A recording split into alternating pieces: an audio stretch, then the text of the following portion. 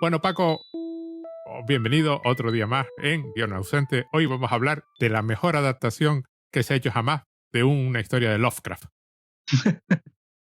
que se llama La fiesta de la salchicha, un título que en español no tiene el más mínimo sentido porque Sausage Party todavía en inglés tiene la connotación sexual, pero en español no significa nada, pero bueno, La fiesta de la salchicha, una película del año 2016 de ¿quién dirigió esto? Greg Tierman, Conrad Vernon, pero esto es una idea de Seth Rogen. Seth Rogen. Sí. Esto tiene todo su sello. Sí, es una película de animación por ordenador que costó la friolera de $19 millones y recaudó $140 millones. Yo lo que no entiendo es que no haya segunda parte, porque... No, además la película se queda... Bueno, ¿se queda o no se queda? Pero bueno, ya llegaremos a ese punto. Pero curiosamente tuvo también mucha controversia por si estaban maltratando a los del equipo de animación. Pero... Sí. Pero... quiero dejar claro nada más empezar para la gente que conozca la película, aunque sea de referencia, es una película que dura menos de 90 minutos y como nadie ve los títulos de créditos te los puedes saltar. Esta película, vamos totalmente en serio, esta película es estupenda. Sí, me es algo que me ha extrañado mucho al verla, al ver así un poco por encima ciertas críticas y ciertas reseñas en Letterboxd y en otros sitios que la gente se enfada mucho con esta película, con que a los 4 minutos, a los 5 minutos ya la estaba quitando, ya no podía soportar más, a los 10 minutos me quería tirar por un puente, es decir, puntuaciones de una estrella, una media estrella. Una gente muy enfadada con la película, cuando, yo qué sé. Y además lo de la adaptación de Lovecraft lo digo totalmente en serio. Esta película me la recomendaste tú, porque además me dijiste, esta película está muy bien, hace ya un año y pico, una cosa así, en un canal de Telegram en el que estamos, y como yo me fío de ti, la vi inmediatamente.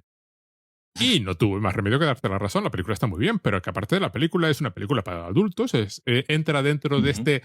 Periódicamente, el cine intenta hacer películas de animación para adultos. Les pasa de vez en cuando, cada 10 años, la animación fue para adultos hasta la llegada de la televisión, luego se convirtió en para niños y ahora no hay quien la saque de ahí. Solo los países de Asia conservan lo de la animación para adultos. El anime, por ejemplo, es un buen ejemplo. Ya hemos hablado de películas, hablamos de Perfect Blue, por ejemplo, una película de animación para adultos, pero claro, esas son japonesas. En Occidente se intentan hacer de vez en cuando. Este es un ejemplo y aparentemente no hay ningún problema porque se hizo y hombre, casi 9 veces lo que costó hacerla, no, tampoco está mal. Aparte que es para adultos por 2 razones. Primero, la obvia de película para adultos, que es una película con muchísimo sexo, pero sexo entre productos de un supermercado. Con lo cual creo que en Francia le pusieron para mayores de 12 años. Porque efectivamente en la película se da a entender de todo tipo de actos sexuales depravados, pero no se ve absolutamente nada porque son pues productos de supermercado. Bueno, hasta el final, ¿no? Sí. Y al final hay una orgía de varios minutos, pero algunos de los productos son simplemente cajas. Claro. Creo que la idea de esta orgía fue que en algún momento se les ocurrió decirle a los animadores, mira, haz lo que quieras. Y los animadores inventaron todo tipo de cosas que, insisto, son productos de supermercado. Uno de los personajes es un falafel. Hay varias salchichas. Hay hasta un chicle que hace de Steve Hawking. Y varias... Y algo que parece ser una ducha vaginal, que es el malo de la película porque al final es un vampiro y se convierte en... Pero bueno, vamos a intentar resumirla. Voy a intentar resumirla. A ver, sobre todo los protagonistas son Frank y Barry, que son 2 salchichas. Barry es un poquito deforme. Cada una sigue una especie de vía paralela.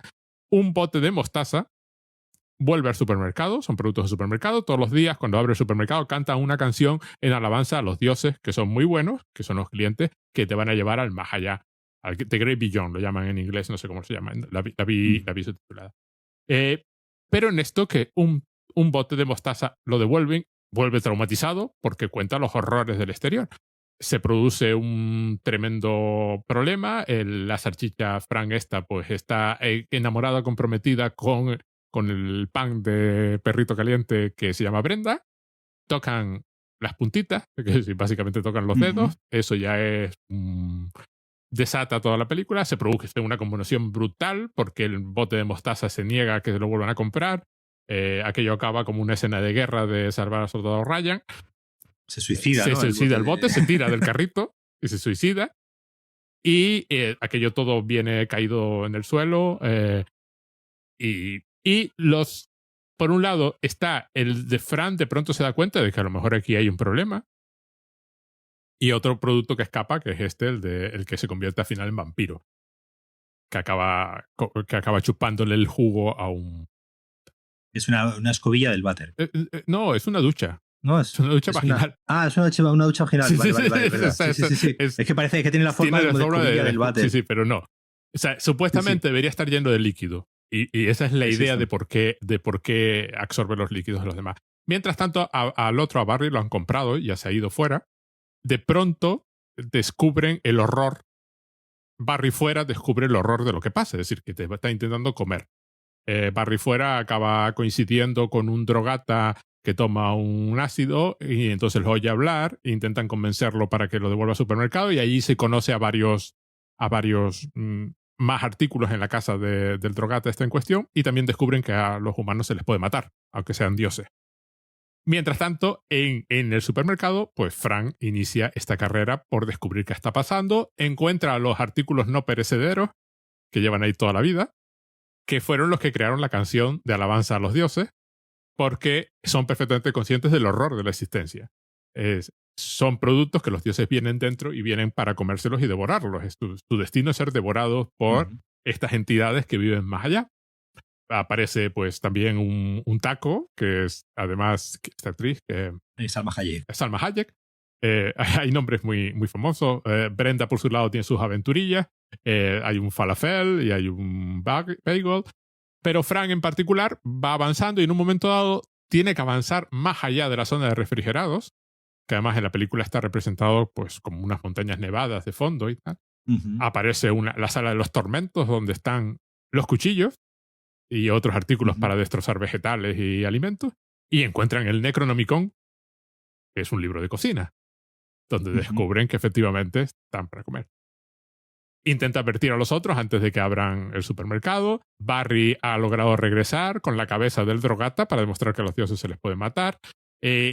Crean un plan para inyectar ácido a los clientes de forma que los vean y entonces sean conscientes del horror, pero los clientes en general reaccionan en plan: da igual, aunque estés vivo, te voy a aplastar exactamente igual. No, o sea, son dioses crueles. Hay una batalla final, consiguen derrotar al maloso que era este objeto que posee a uno de los empleados en plan Ratatouille, pero en la versión macabra. Y la película acaba con una orgía de todos los vegetales y luego se descubre que son todos falsos y que viven en un mundo de fantasía y de ilusión, que realmente son un producto manipulado por unos seres de otra dimensión, otros dioses por encima de los dioses, que son los actores que dan vida a los personajes en la película, y que ellos viven tan felices manejando los hilos, y entonces fabrican un portal para ir al mundo ese y ser libres por fin. Y ahí acaba la película. Es un portal que además dicen que es el portal de Stargate, ¿no? Un portal como el de Stargate. Sí, como el de Stargate, sí lo dice. Vale.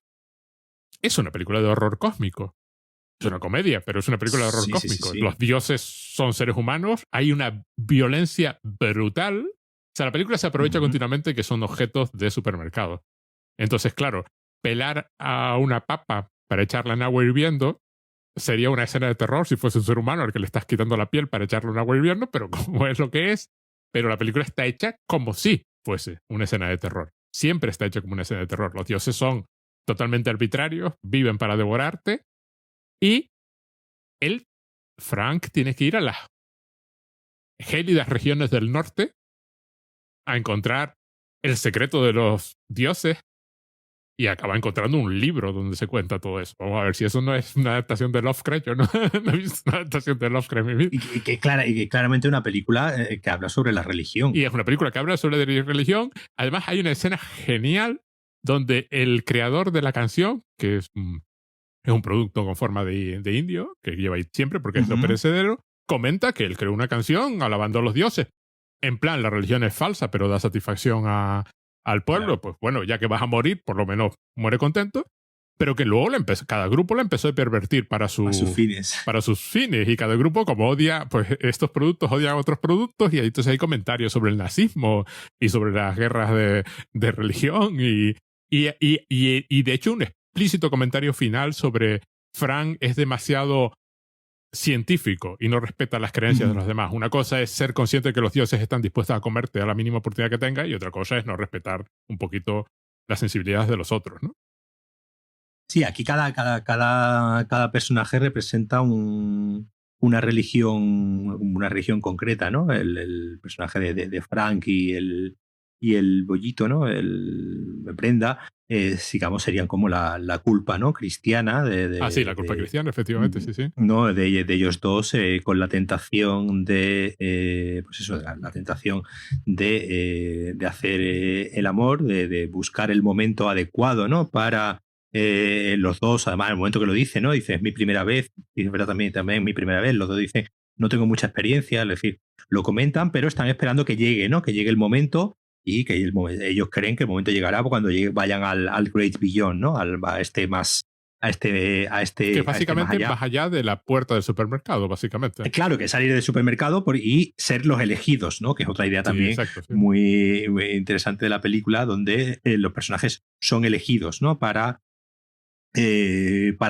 irse. Pues está, ¿no? El personaje del Bagel, el redondito, que sería el judío, ¿no? Que era, además, tiene un deje incluso que me recordaba a Woody Allen, ¿no? La forma de hablar así nerviosa y el tono así un poco agudo, propio de Woody Allen. Eso lo interpreta Edward Norton. Después está, obviamente, el compañero que es el árabe, que es el musulmán, ¿no? Además, hay un momento en el que el falafel, ¿no? Hay un momento también que cuando llegan a la parte donde hay otros productos también así un poco de origen árabe, que además es una especie de zoco, ¿no? Donde están todos hablando a la vez. La película juega muchas veces de manera un poco ofensiva, incluso, ¿no? Con muchos de los estereotipos de todo tipo. Con muchos de los tópicos y los estereotipos, incluso raciales. Y el personaje del taco que interpreta Salma Hayek, que obviamente pues ahí van a una cantina mexicana, ¿no? Pues con todos los tópicos que te puedas imaginar mexicanos. Lo gracioso es que es lesbiana, ¿no? Y le tira los tejos.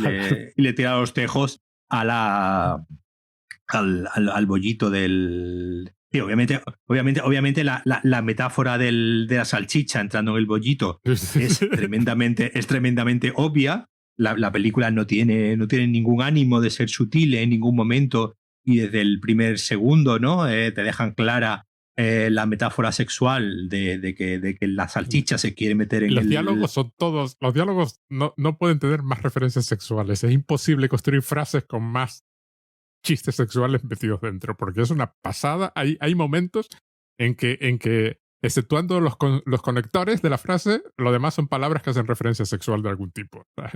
Es alucinante. De hecho el malo, ¿no? El que en inglés es douche. Sí.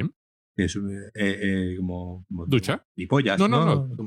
Sí, pero douche, claro, como douche, a douche en inglés. Claro, además que todo tiene... También incluso los nombres de los personajes muchas veces tienen de doble sentido, ¿no? Porque claro, el douche es el gilipollas, ¿no? Sí, no. Es que además está interpretado como si fuera claro, un tipo de fraternidad, de estos de la fraternidad claro, universitaria, ¿no? Al típico... Al final lo que consigue, su forma es precisamente meterse en el culo del encargado del supermercado y teledirigirlo, pues como ocurría, si recuerdas, en Ratatouille, ¿no? Que lo cogía por los pelos pues aquí lo coge de los testículos y lo teledirige de esa manera. A ver, la película obviamente es un Toy Story burro, ¿no? Es un poco la misma idea de Toy Story, ¿no? Donde estos elementos cotidianos, pues cuando no los vemos, tienen vida propia y tienen su propio universo. La película me parece que está muy emparentada, y yo creo que lo tenían en mente pues con los múltiples películas de Pixar, ¿no? Pues desde Toy Story a obviamente Inside Out, Inside Out es una película del año anterior, ¿no? Creo que es 2000, Ujú. 2015, o incluso ya la más reciente, Soul, ¿no? Que también está en Disney, que también un poco pues, esa idea de contar, ¿no? Un cuento moral, una fábula, es decir, al final la película también no deja de ser una fábula, la fábula de toda la vida, pues eran animales hablando. Aquí en vez de ser animales, pues son los objetos. Veía un vídeo donde decía que es bastante arbitrario, ¿no? Qué es lo que tiene vida y qué es lo que no tiene, qué es lo que tiene vida y qué es lo que no tiene vida, ¿no? Porque, claro, hay objetos que, como los cuchillos, por ejemplo, que los cuchillos no tienen vida, ¿no? No tienen personalidad.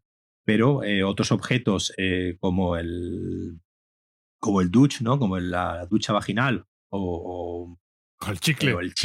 o el chicle, pues sí están infundidos, ¿no? De alma y de vida y de. O a veces hay cajas que están vivas, pero a veces son las galletitas que están dentro de la caja las que están vivas, dependiendo un poco Claro, de... y otras veces en la caja, ¿no? Es decir, no hay un criterio. Pero sobre todo yo creo que lo más interesante de la película es precisamente esa reflexión que hace sobre esta idea al final tan humana, ¿no? De buscarle un sentido, ¿no? Un sentido. No es una película, yo creo que es una película claramente existencial en ese sentido, de buscarle pues un sentido a la vida.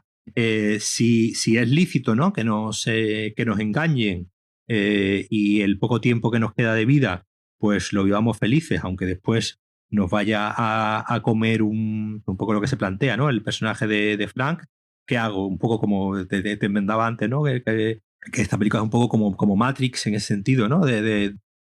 ¿Qué quiere la sociedad? Que se le abra los ojos y que se le cuente cuál es realmente la realidad y a partir de ahí construimos un mundo. Aquí, digamos, la solución final yo creo que es el hedonismo, ¿no? Es el ser hedonistas. Y rebelarse.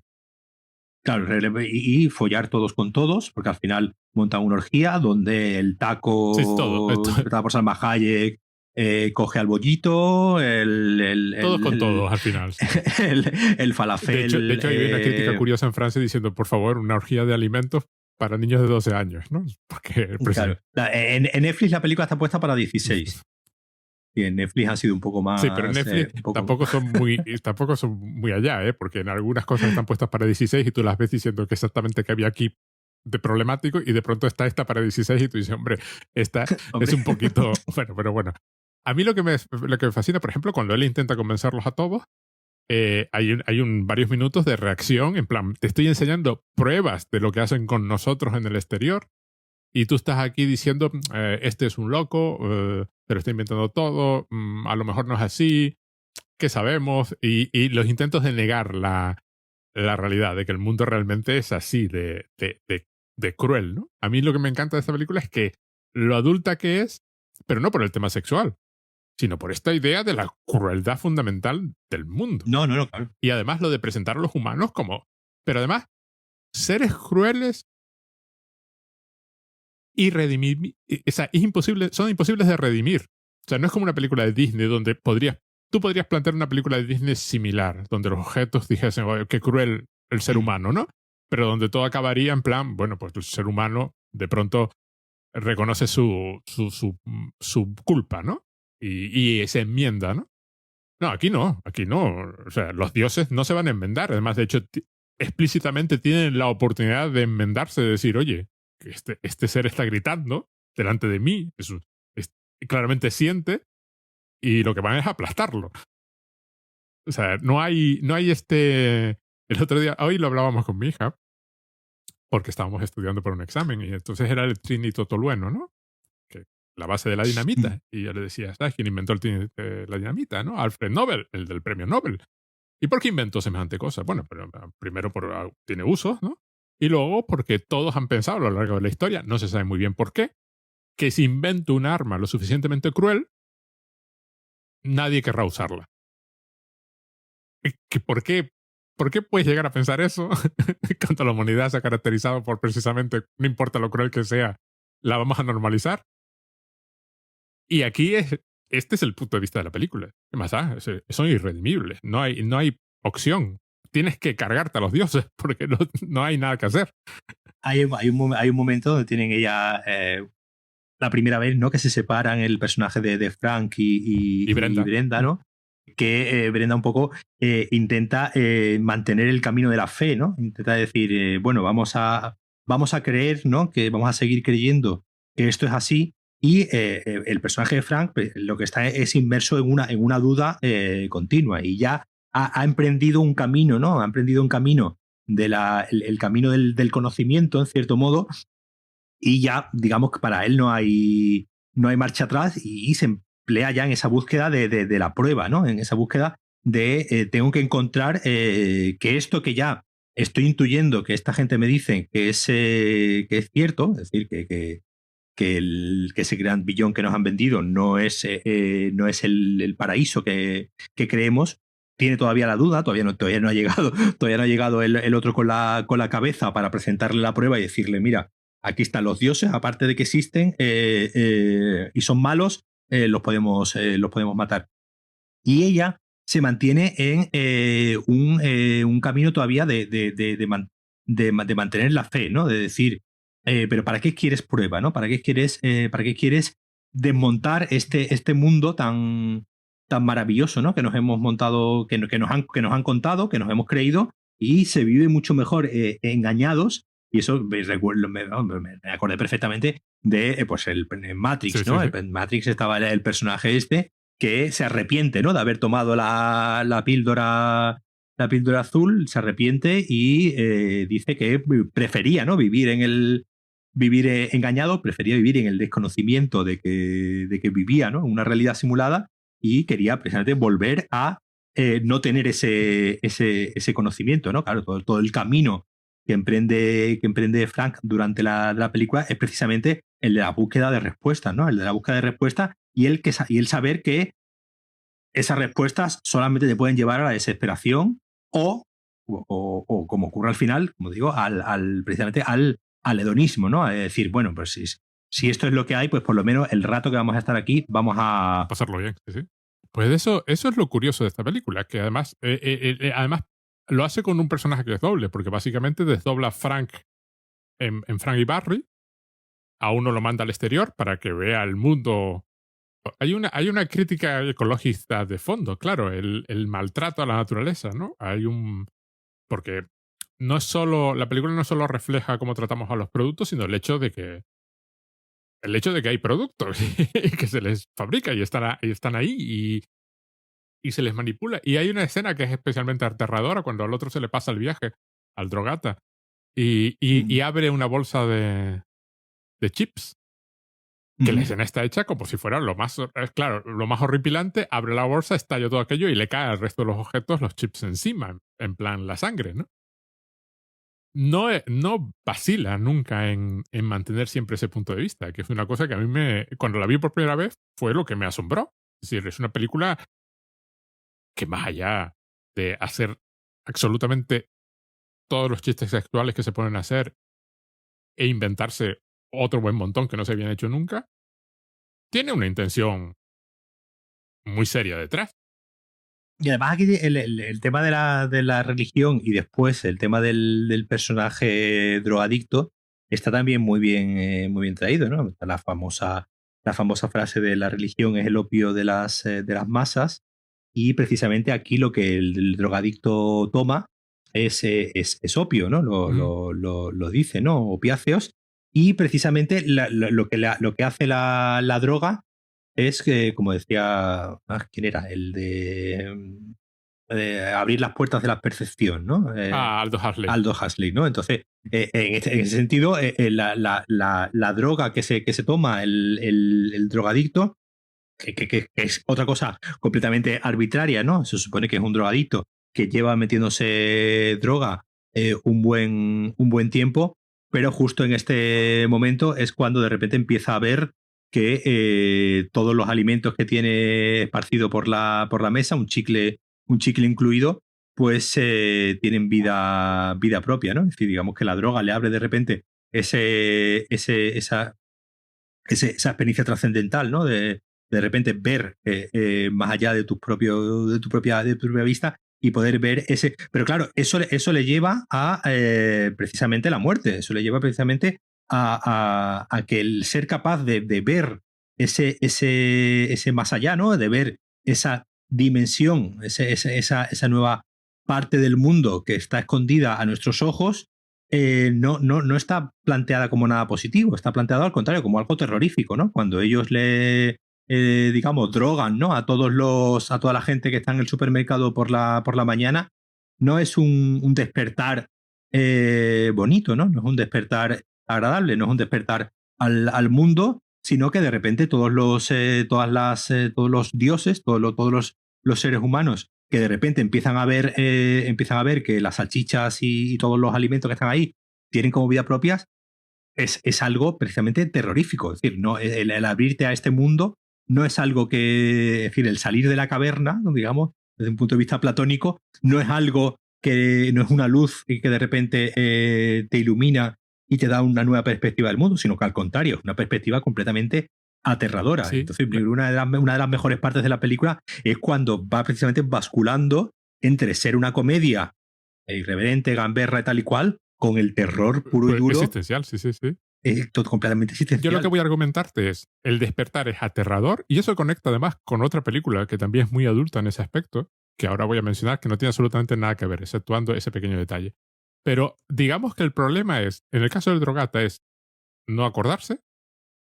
O sea, pensar, bueno, como yo me drogo, pues esto lo vi, fue un sueño de drogadicto, y no aceptar nunca ese conocimiento, es decir, lo compartir. Y en el otro caso del supermercado me resulta todavía más interesante, porque es que una vez pasado el terror y que tengo una salchicha que habla delante, lo que quiero es matarla. Mm. Yo era un dios cruel por no saber que estaba siendo un dios cruel. Pero una vez que sé que soy un dios cruel, me reafirmo en mi crueldad. Esto es lo contrario de lo que estabas comentando con Aldous Huxley, que era de, bueno, abriremos las puertas de la percepción y veremos Claro. tal. No, que va. O sea, aquí no, nada.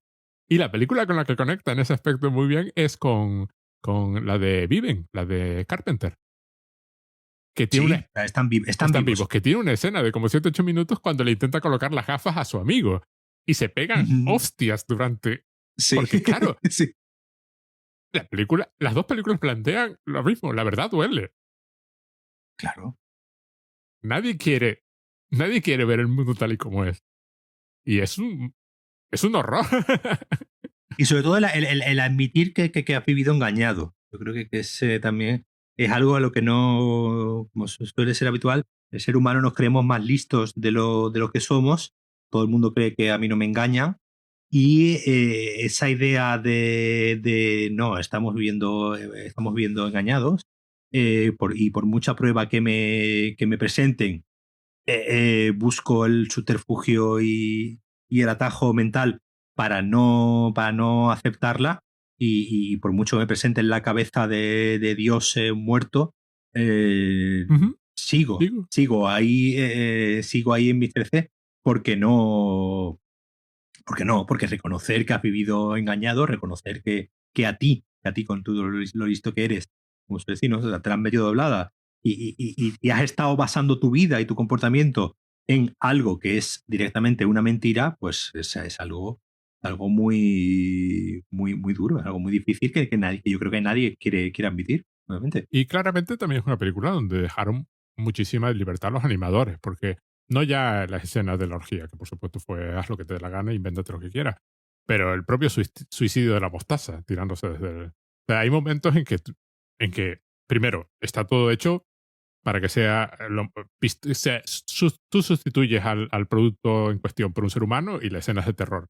Pero luego está hecho deliberado, con ganas. Una vez que el carrito saltó por los aires y aquello se fue todo, y claro... Es salvar al soldado Ryan. Es salvar al soldado Ryan, pero además es muy simpático porque ya se lo comenta el cajero, y claro, claramente este fenómeno brutal que ha alterado la vida de un montón de productos y que ha provocado una escena casi de guerra es una zona pequeñita de algún pasillo del supermercado.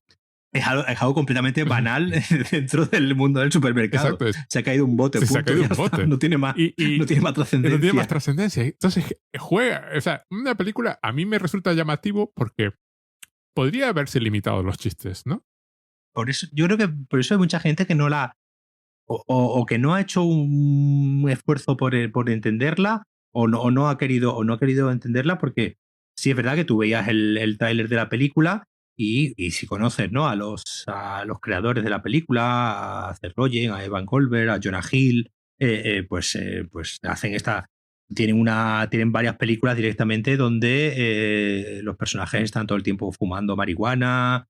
De hecho, tienen una película, ¿no?, con James Franco, que también pone la voz aquí a uno de los personajes, donde la historia directamente de un camello y Seth Rogen es el camello. No, perdón.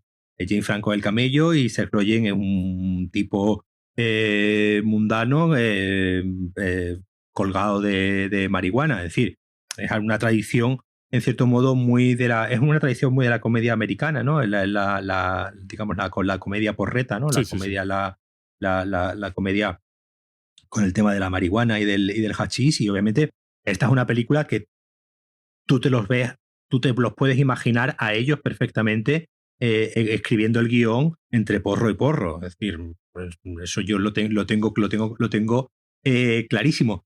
Pero detrás de ese elemento de hacer una comedia pues lo más burra posible, lo más irreverente posible en cuanto a los chistes, en cuanto, como decía antes, a la representación de ciertos estereotipos, en ciertos momentos incluso ciertamente ofensivos, ¿no?, sobre los judíos, Bueno, sobre son los ofensivos musulmanes, sobre con los chinos. con los chinos. Bueno, en el momento de los chinos ya es tremendo también. Es decir, los mexicanos, los indios, porque no, uno de los productos perecederos está todo el tiempo con una pipa, ¿no? Con una pipa india, ¿no? Es decir, detrás de eso, el que podía haberse quedado, pues eso, en un Toy Story gamberro, ¿no? Simplemente, pues, él queriendo follarse al bollito, el otro que se va y tal y cual, con los elementos de terror, el que meta todo este tema de las religiones y de cómo. Que Toy Story, por ejemplo, lo apunta, ¿no? Pero nunca llega ¿no? Entonces, en Toy Story 2, ¿no? Cuando el personaje de Buzz Lightyear, ¿no?, Ah, sí, sí, cierto. Sí, sí. el personaje de Buzz Lightyear, él cree que es el Buzz Lightyear, ¿no? Y en Toy Story 2, de repente, pues cuando van al supermercado, a un supermercado, a una tienda, ve de repente con muchísimos Buzz Lightyear y tiene una crisis, ¿no?, de personalidad, porque dices, es que yo no soy único, yo soy un producto hecho en serie, ¿no? Pero en Toy Story son cosas, son elementos que va apuntando, que están ahí, pero digamos que forma parte más de la composición del personaje más que en sí que de la trama, ¿no? Aquí no, aquí el hecho de la autoconsciencia, en este caso de los alimentos y de los objetos en general. Hay un momento, ¿no?, que hay un tampón Sí. al final, incluso hay un tampón que absorbe un trozo de Salsa, zumo de tomate o salsa algo, de tomate, sí. o algo, salsa de tomate. Es decir, esa idea. Sale un condón usado que habla, ¿eh? Y Ah, cuenta el o sea, horror del uso que le dan. claro, ese. Hay un momento que Barry está por mitad de la calle, ¿no? Sí. Además, está en la calle. Un momento también súper de horror, de película de horror, y se encuentra un preservativo usado, y el preservativo le cuenta el horror que ha sido su existencia, de que obviamente pues lo han abierto y las cosas, ¿no?, que ha tenido que ver ese preservativo. Sí, esta idea de que estos personajes pasen de esa fase digamos, de ilusión, ¿no?, de vivir en un mundo ilusorio, y el tomar una perspectiva y tomar una conciencia de que el mundo no es como en Toy Story, pues porque, como digo, está levemente apuntado en ciertos momentos, pero aquí forma parte de la espina dorsal, ¿no?, de la trama, más allá de que, bueno, de que sea, pues, en cierto modo, una película de aventuras, en el sentido de que, bueno, de que el personaje, pues, el esquema, digamos, es muy de película de aventuras, ¿no? Sí, sí, El sí. personaje que va un objetivo, va encontrando aliados, va encontrando enemigos, tiene que ir haciendo una serie de pruebas. Es decir, es una película, en cierto modo, de aventuras también clásica, pero precisamente con ese punto de autoconciencia de los personajes, que al final es la autoconciencia que tenemos nosotros como seres humanos, ¿no? Cuando pues te vas dando cuenta de que el mundo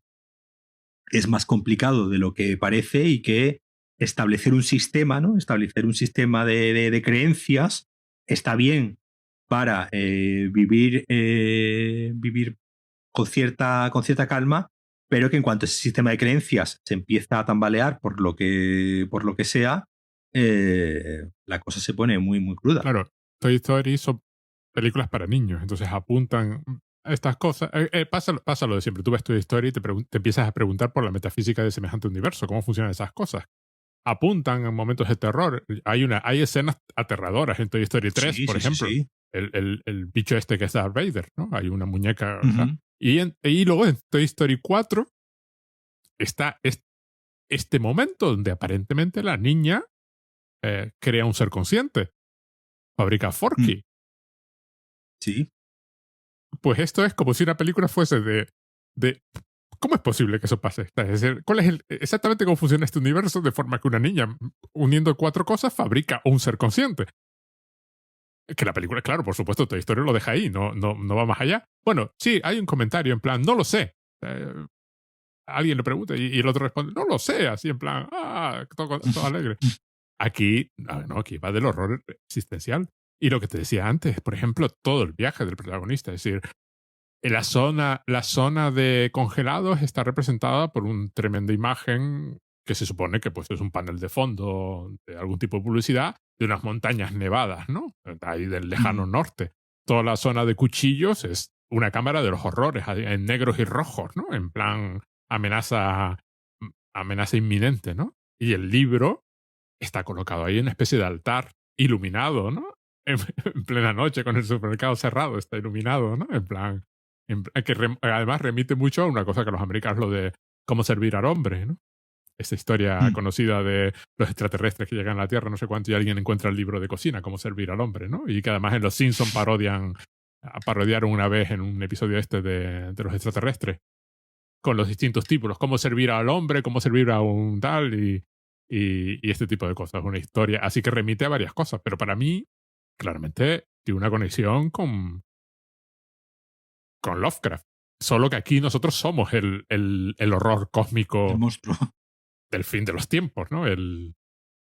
Además, la única diferencia es que a nosotros nos pueden matar. Y a Cthulhu no puede matar. En las historias de Lovecraft, al menos. Dependiendo de la historia. Además aquí, la forma en la que muere el drogadicto es accidental también. Es decir, no, Y es medieval total, además. sí, sí, además incluso un poco friki, ¿no? Porque tiene el tipo colgado en el techo un hacha, que entiendo que será pues un hacha, ¿no? De algún videojuego o de algún juego de rol o algo así, ¿no? Tipo... Pero aparentemente está afilada.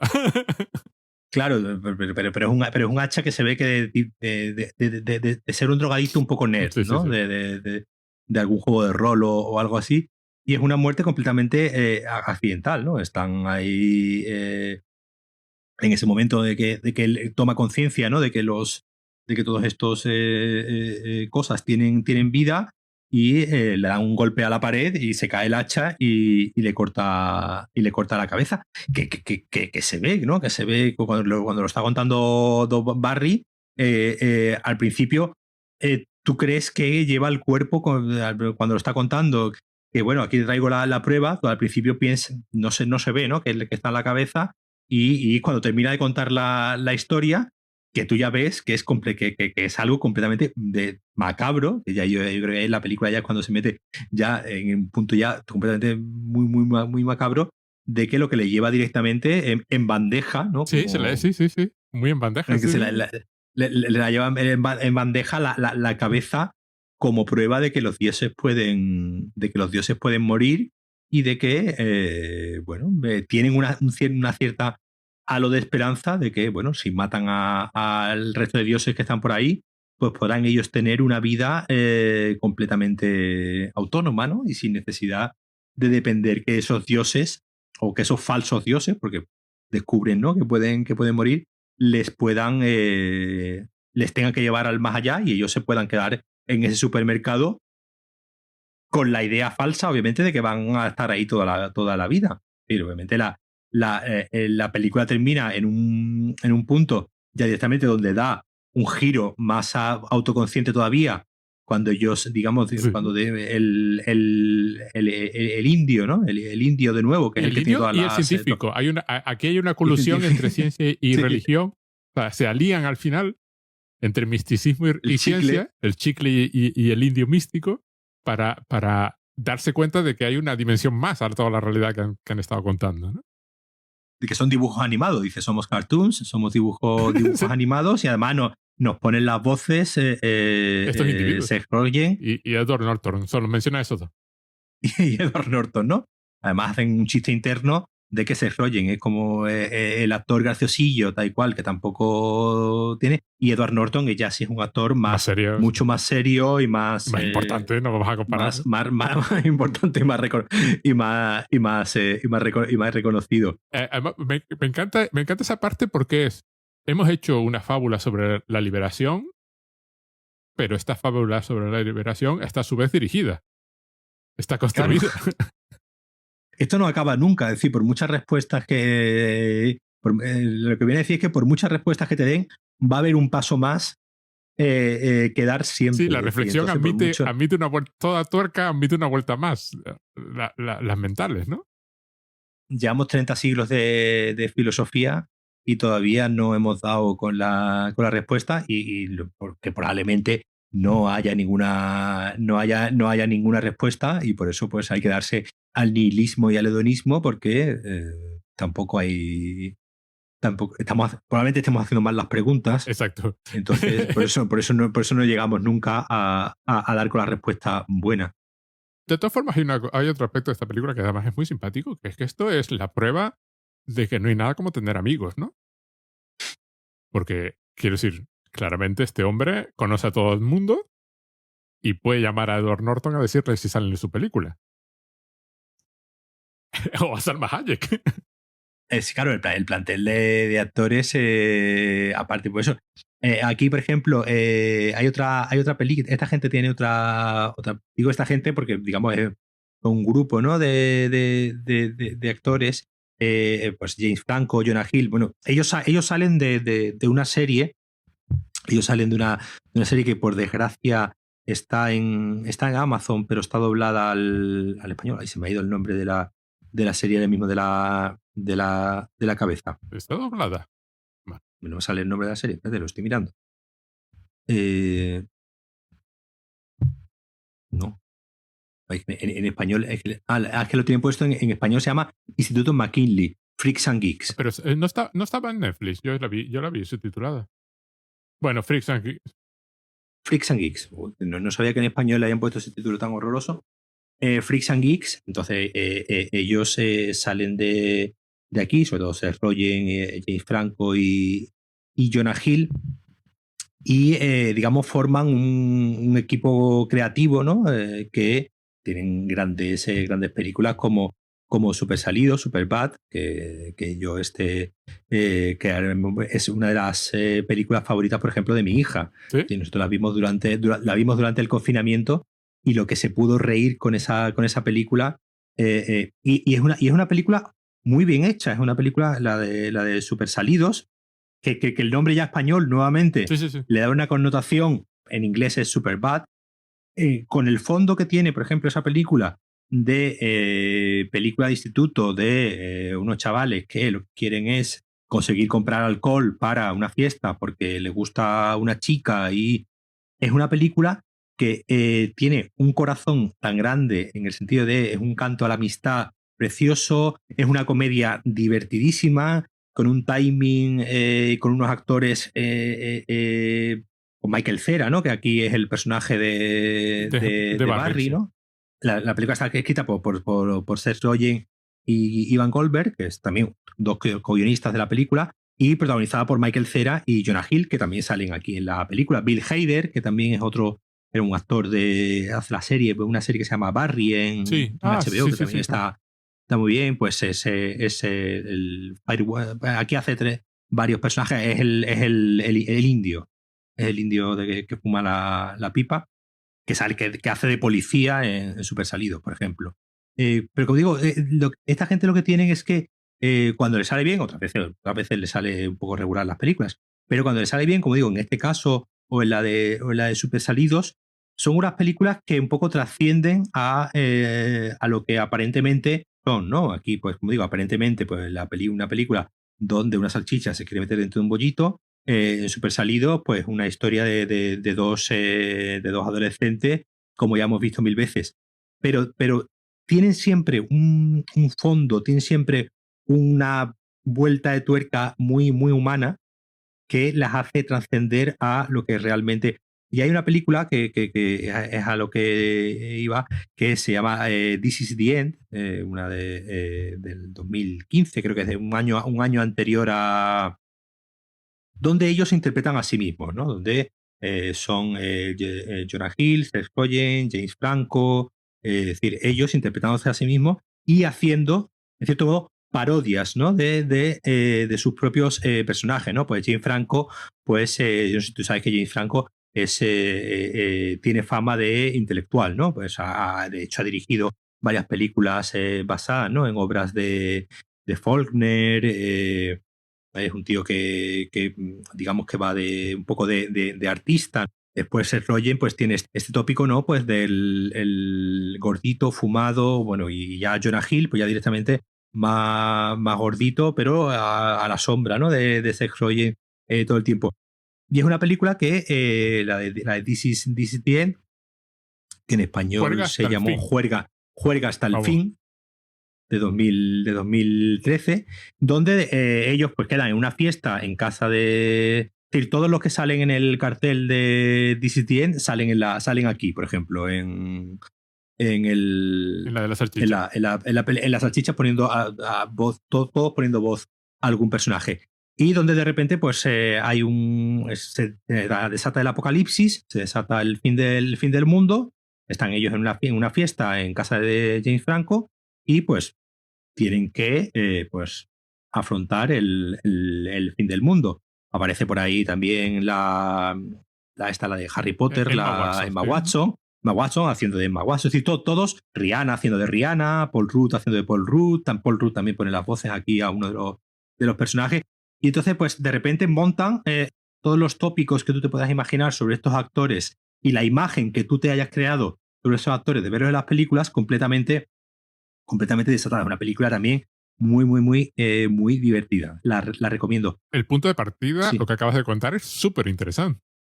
Hay un momento súper... o sea, además, son una serie de tipos que son, como se suele decir ahora, muy woke, muy conscientes de durante mucho tiempo haber sido señores privilegiados en Hollywood y empezar a tomar una serie de conciencia de, pues sobre todo en el trato, ¿no? A las mujeres, que por ejemplo eso en Super Salidos es uno de los temas de la película. Es decir, obviamente, el personaje de Michael en la película de Super Salidos, el personaje de Michael Cera, pues es un adolescente virgen que lo que quiere es perder la virginidad y el otro igual, pero hay un momento que se da cuenta que eso no puede ser, digamos, a costa de que la chica, la compañera, una chica que le gusta pero que está borracha, pues obviamente se da cuenta de que eso no puede, de eso no puede ser. Y al final el tema el final de la película es precisamente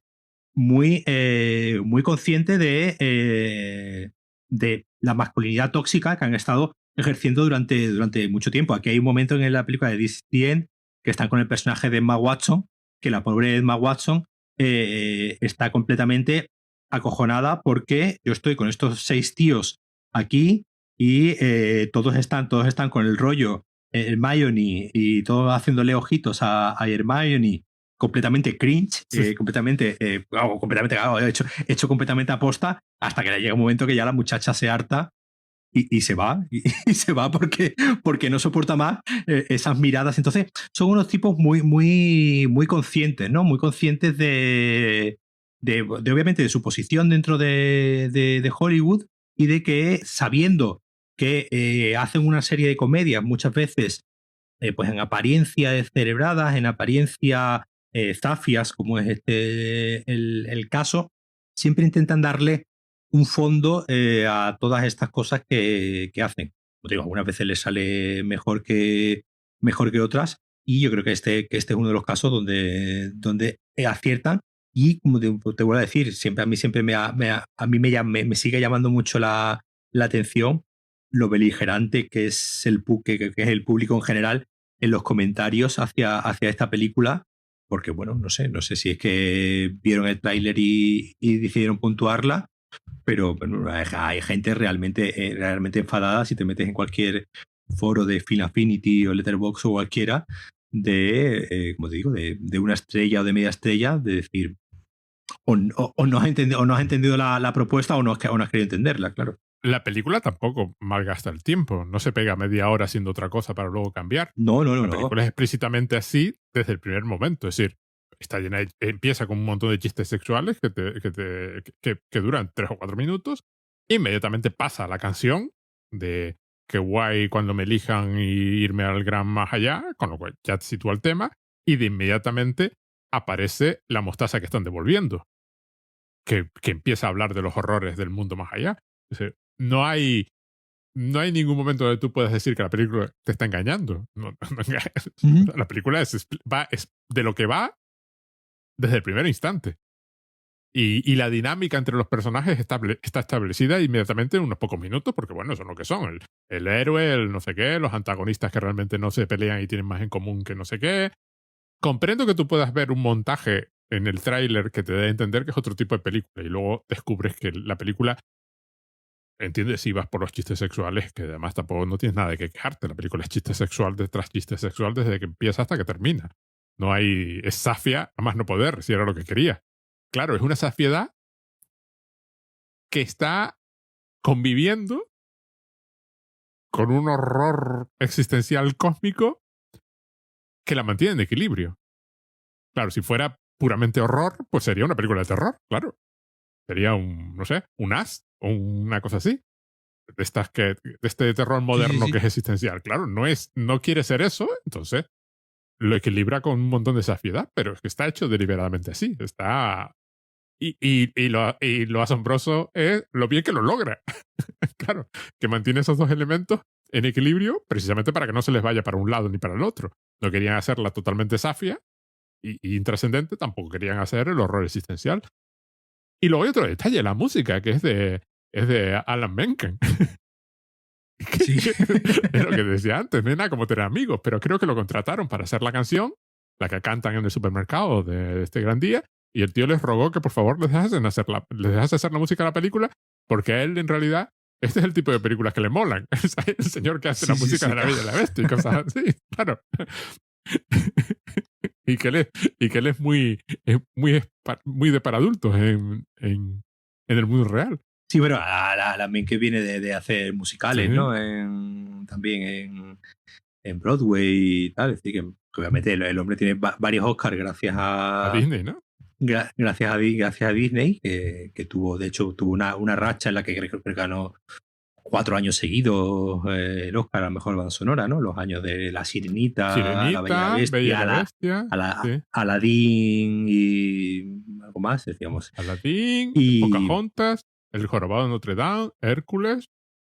Bueno. Y además que son películas musicales, musicales, Sí, no sí. como Frozen, ¿no? Que tiene, no, como no ocurre, ¿no? Ahora con las películas de Disney que no son, cuando Disney en los 90 hizo musicales, sí, como te digo, es un señor con una carrera y que probablemente, pues bueno, obviamente el hombre ha hecho mucho dinero y ha ganado muchos Oscars gracias a Disney, pero obviamente pues lo suyo Es el musical. es el musical puro y duro.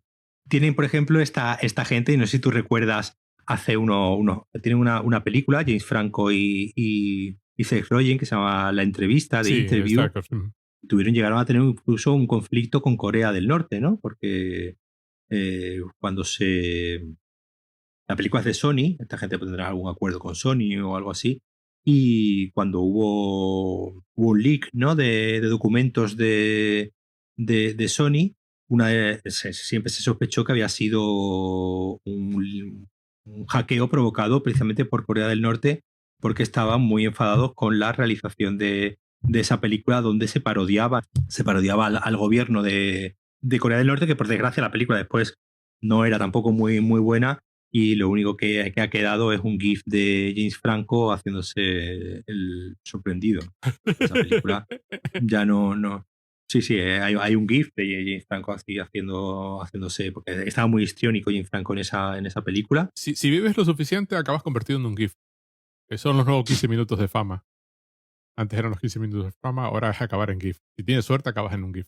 Sí, pero hay actores que se prestan. Hay actores que se prestan, bueno. A eso que se prestan y... El campeón ya sabemos quién es.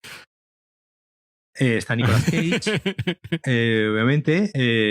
Después están los GIFs de Leonardo DiCaprio en El Lobo de Wall Street. Ya, por ejemplo, cuando salió El Lobo de Wall Street, eso sabía todo el mundo.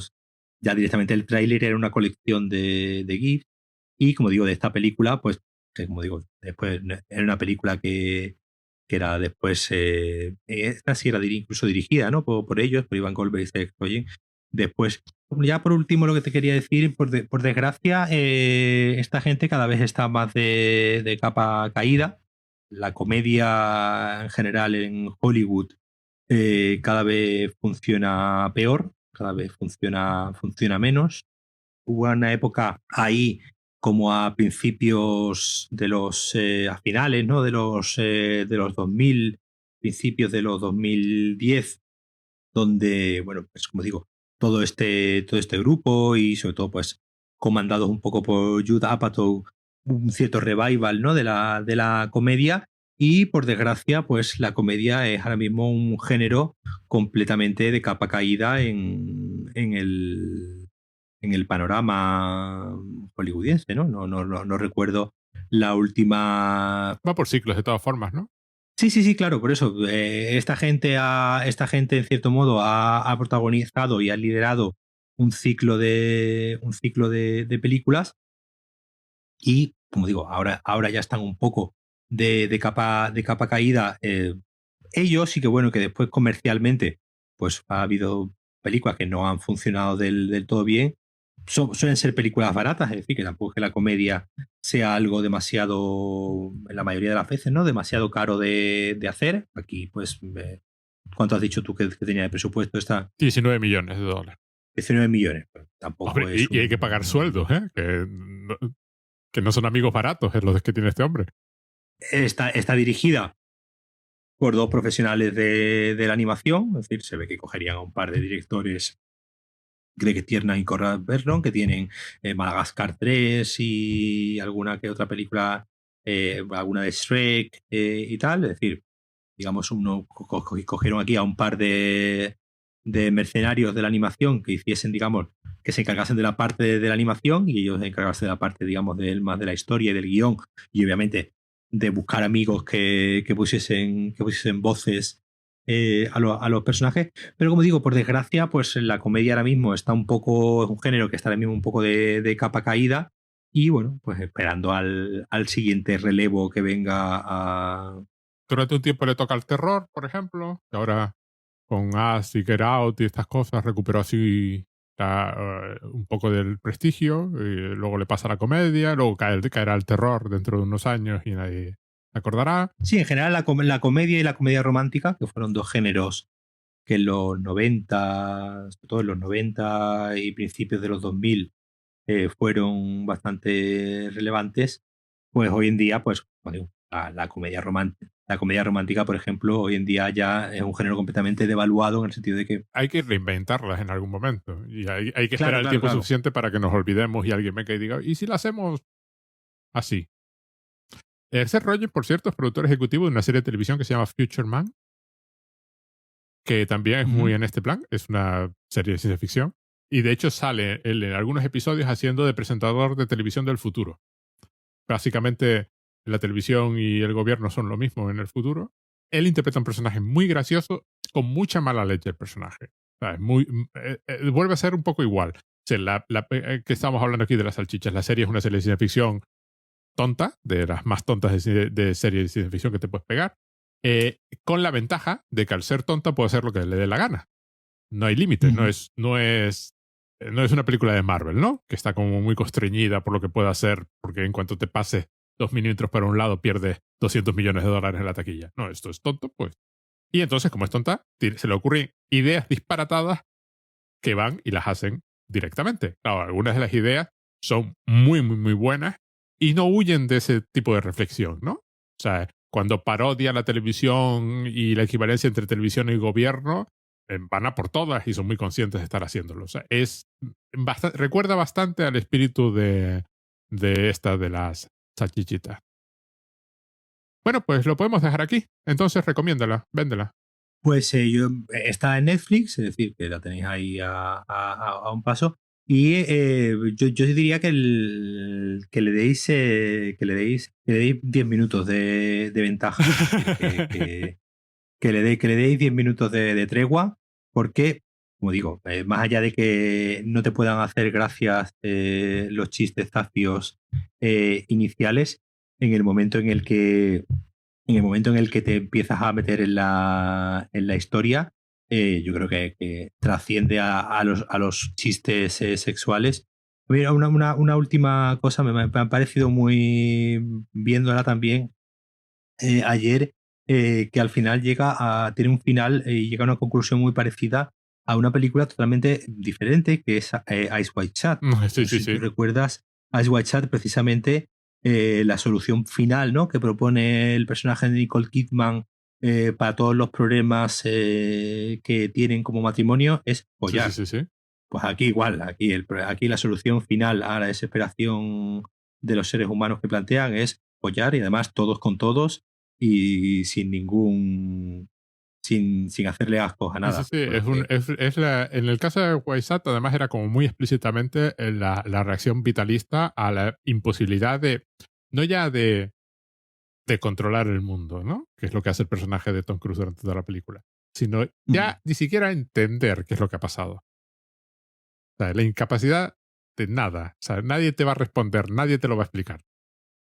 Entonces, para que veáis que es una película más que esta de las fiestas salchichas, que parece más de lo que es, como te digo, o sea, a mí se me vino Stanley Kubrick a la cabeza, que obviamente pues es lo último que se te ocurriría cuando hablas de la fiesta de las salchichas. A mí me parece un Toy Story hecho para adultos, en el sentido no de toda la parte sexual, que por supuesto, esa es la parte fácil. Sí, es la parte fácil. Y la parte facilona, y en la parte donde claramente se reían mientras fumaban porros, mientras escribían el guión. Sino en la parte de, oye, un momento, ¿cómo pasa esto? ¿Cómo hay objetos que son seres conscientes y aparentemente tienen vida propia interior? Eh, Esto es una historia de terror, que es en última instancia lo que es Toy Story. Toy Story vamos a admitir que es consciente de ser una historia de terror. Sí. Procura esconderlo todo lo posible, pero ya en la primera estaba el personaje este del niño que fabricaba monstruos con las piezas de juguetes, ¿no? Sí, bueno. Sí. Y en Toy Story 3 hay una escena que siempre me da mucho yuyu, que es la del muñeco este nenuco tuerto, sí, Darth Vader, en un balancín, sí, ¿no? Hay un momento que está en un columpio, que está lloviendo y eso es muy, muy, muy creepy. Vamos a admitir que Toy Story sabe que realmente lo que está contando es una cosa aterradora y la están contando como si no lo fuera. Pasa que lo apunta de vez en cuando, así disimuladamente. Queda claro que lo saben y que alguien se lo pensó. Esta es explícitamente, es que esto es horror. Esto es un horror. Y nunca pensaría que ibas a empatizar con una papa a la que están intentando meter en agua hirviendo. Además es muy divertido porque le quitan la piel, o sea, le arrancan la piel, pero los ojos le quedan. Se le queda. Y la van a meter así en el agua hirviendo. Y además que pasa de un momento de felicidad extrema, porque la patata está súper contenta, súper feliz de que por fin el objetivo de mi vida se ha cumplido. Estoy en el más allá. No sabe qué es lo que va a pasar, pero está súper feliz, está en un estado de éxtasis. Están todas las salchichas ahí súper contentas también, celebrando, y de repente cuando le pega el primer corte, eso de repente se cambia la fotografía, ¿no? Cambia la fotografía de la imagen y de repente se convierte en una película de terror que claro, que es algo que todo apuntaba que iba a ser. A mí me ganó cuando el bote de mostaza prefiere tirarse del carrito antes que volver al exterior. Sí. Entonces tú ya sabes que la película está haciendo algo que no era lo que parecía. O sea, que apunta a otra cosa. Y de hecho va directo a por la otra cosa, no se desvía. Sí, no sé. O sea, cuenta muy. No lo disimula. y que nadie se confunda. Es guarra de principio a final, ¿eh? Eso no tiene nada que ver. Una cosa no quita la otra. Ahora, que tiene claro de qué va y es. Sí. Bueno, Paco, pues aquí lo dejamos y hasta el próximo día. Bueno, Pedro. Venga, un abrazo. Chao. Venga, hasta luego.